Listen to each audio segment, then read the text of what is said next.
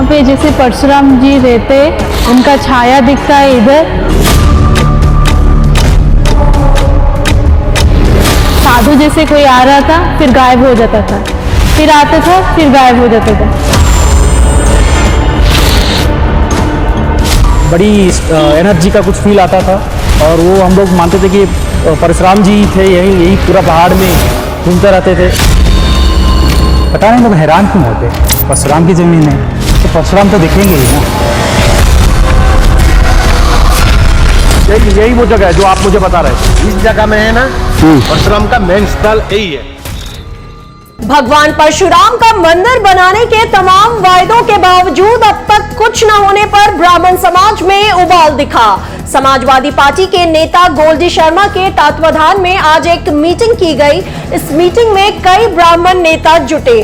तय हुआ कि सरकार का मुंह ताकने के बजाय अब समाज के लोग ही मंदिर निर्माण करेंगे।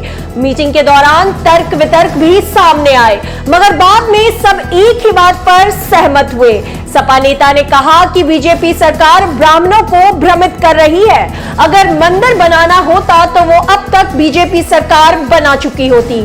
सपा नेता गोल्डी शर्मा ने कहा कि भगवान परशुराम हमारे आराध्य हैं। हम जब तक मंदिर नहीं बना देते तब तक चैन से नहीं बैठेंगे।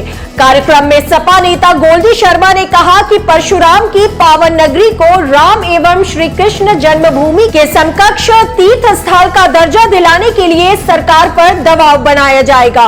उन्होंने कहा कि इस पुनीत कार्य के लिए प्रदेश का ही नहीं वरन पूरे देश के ब्राह्मणों को एकजुट करेंगे।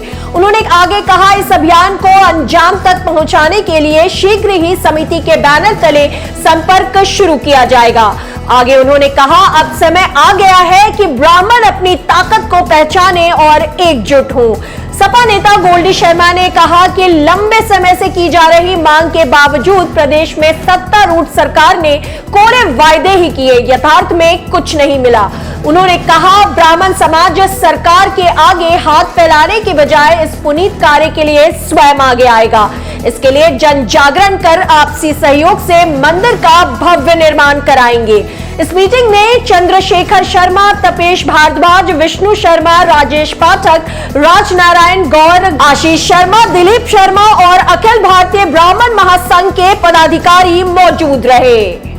हमारे ब्राह्मण समाज के आए और हमने सब हमारी समाज बात चली तो हमने आगे के लिए चर्चा चलाने की कोशिश की। हमारे आज तक हमारे ब्राह्मण हर पार्टी के अंदर एमएलए रहे, एमपी रहे और मंत्री भी हुए, कभी उन्होंने ये सिस्टम करने की कोशिश नहीं की कि हमारा ब्राह्मणों का हमारी चलती है। हम ब्राह्मण समाज के स्तर पे हमारी स्थिति कहाँ से चालू हुई, हमारे भगवान परशुराम स्वयं हमारी वंशावली चलने का हमारा परशुराम जी का दया है कि हम परशुराम जी के ऊपर हम चलते हैं। भगवान परशुराम जी के ऊपर हम चले तो हमने आज तक के रिकॉर्ड में किसी एमएलए एमपी ने या हमारे आईएएस पीसीएस भी रहे, हमारे सरकारी विभाग कोर्ट के अंदर भी रहे, अधिकारी रहे, हमारे ब्राह्मण समाज के लोग, कभी भी उन लोगों ने भगवान परशुराम के ऊपर जहाँ से हमारी स्थिति चालू होती है कि हमारा वंश कहाँ से चला, हमारा वंश चलता है भगवान परशुराम जी से। आज तक का रिकॉर्ड कभी किसी पार्टी में ये सवाल करने की किसी ब्राह्मण ने कोशिश नहीं की। हम लोग हमारे ब्राह्मण समाज के अतिथि आए, उन लोगों से ये सवाल हमने रखा कि हम भगवान परशुराम जी का भव्य मंदिर चाहते हैं और किस पार्टी के स्तर पे हम कहना चाहें कि हमें ब्राह्मणों को जिस स्तर से हर पार्टी चुनाव के स्तर पे यूज करती है पर ब्राह्मणों के स्तर को कभी भी पूछती नहीं कि इनके बच्चों को और इनके लिए भगवान परशुराम जी का जन्म श्री राम से पहले हुआ। भगवान जिसने अवतार लिए वो विष्णु भगवान के अवतार हुए।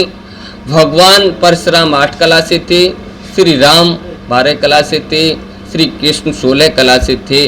कभी आज कोई भी मुख्यमंत्री भी रहे, प्रधानमंत्री भी रहे, कभी भी इन लोगों ने ये नहीं कहा कि हमारे ब्राह्मण समाज आज के इतनी भी करवट होती है कि कभी भी ब्राह्मण समाज के स्तर पे आप लोग जाते हो और कभी भी कुछ भी मांगोगे उसको मन से और तुमने प्यार से पूजा तो ब्राह्मण अपना सब कुछ तुम्हारे अर्पण कर देता है।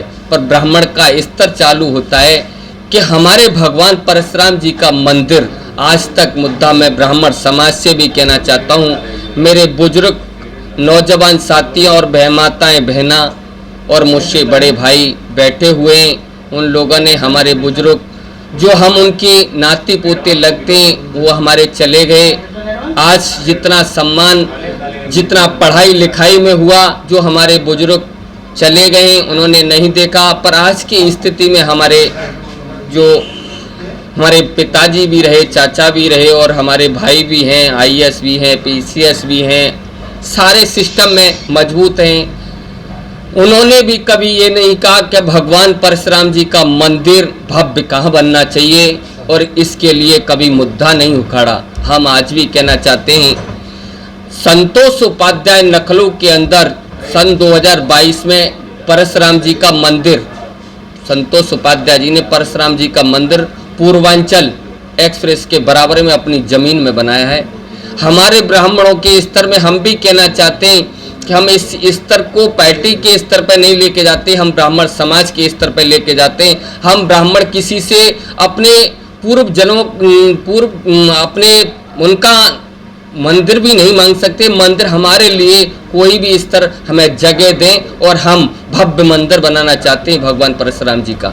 और हमारा एक और चीज़ है ब्राह्मण समाज से कहने का कि सब पार्टियों को छोड़ करके हमें केवल भगवान परशुराम जी का मंदिर विशाल चाहिए। हमें किसी पार्टी से कोई मतलब नहीं है और हमारा हाथ जोड़ के निवेदन रहेगा, इसके लिए सब ब्राह्मण भाई माताएं बहनों नौजवान साथियाँ सब एक हों और ब्राह्मण महासभा की 9 तारीख की तैयारी है, उसके लिए हम तैयार हो रहे हैं। सब लोग तैयार हों और इस मंदिर के लिए आगे के लिए चर्चा चलाएं और ये मंदिर ब्रजभूमि के अंदर ऐसा भव्य मंदिर बनना चाहिए कि आदमी बाहर विदेशों से भी आता है और स्टेटों से भी आता है तो ये तो देखे कि भगवान परशुराम जी का मंदिर दुनिया देखे और खुशहाल रहे। जय परशुराम जी की। 9 तारीख की जो शोभा यात्रा निकाली जा रही है वो अतनी जमुना जी तक निकाली जा रही है और सभी ब्राह्मण सत्यान जाति भी सब इकट्ठे होंगे।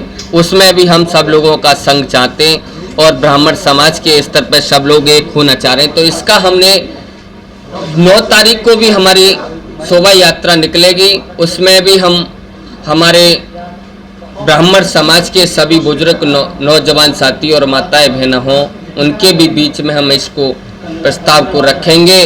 वो क्या हमको आदेश देते उसका हम लोग पालन करेंगे और ब्राह्मण समाज एक होती है तो भगवान परशुराम जी का मंदिर मथुरा जिले के अंदर भव्य बनाएंगे।